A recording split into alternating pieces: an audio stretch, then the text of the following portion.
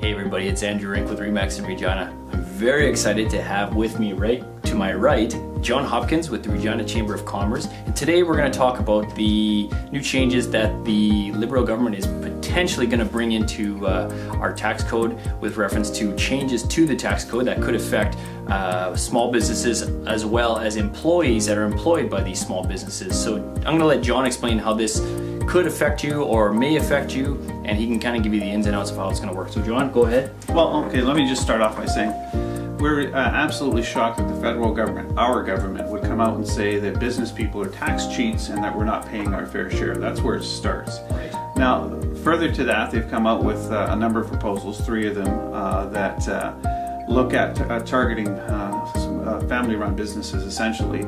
And one of the areas is income splitting, which has been used and utilized by Canadians for 45 years. Right. And with a lot of success, we've helped to grow this country with small businesses. Been very, very successful. That's one change. The change there is going to be about $250 million.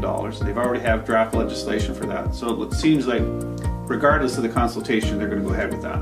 Hopefully not. Hopefully I'm wrong. Hopefully. But it seems they're going to go ahead with that. The next one is something called passive income. That's the one that really concerns us a lot.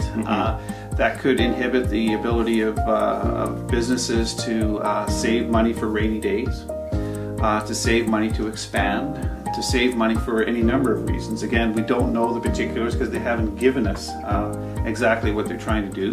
There's been some estimates that could cost up to $3 billion new. $3 billion new in taxes. We're already in a deficit. For business. And then the other issue is capital gains. So all of these put together, a 75-day window, starts in the middle of summer. You know, NAFTA's going on, BC's on fire. The federal government puts out the biggest change in 45 years, tax change in 45 years.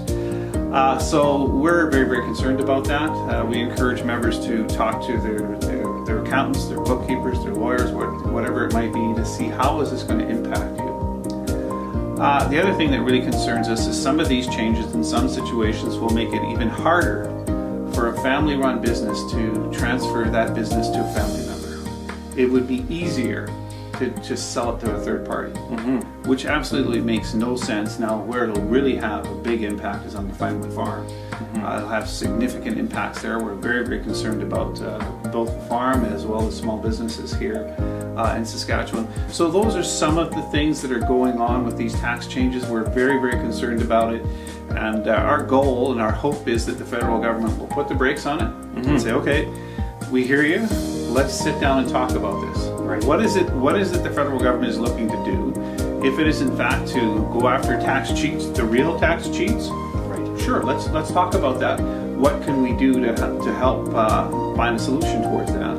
And sit down with people, give them the opportunity to have input, real input, without draft legislation. Correct.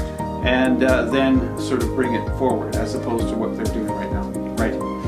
Great information. So if you guys have more questions about what John spoke of, which affects quite a few people in our country and in our city, you can either contact me directly through my website at andrewrink.com, or you can visit the Regina Chamber of Commerce website at reginachamber.com. Thanks again and take care.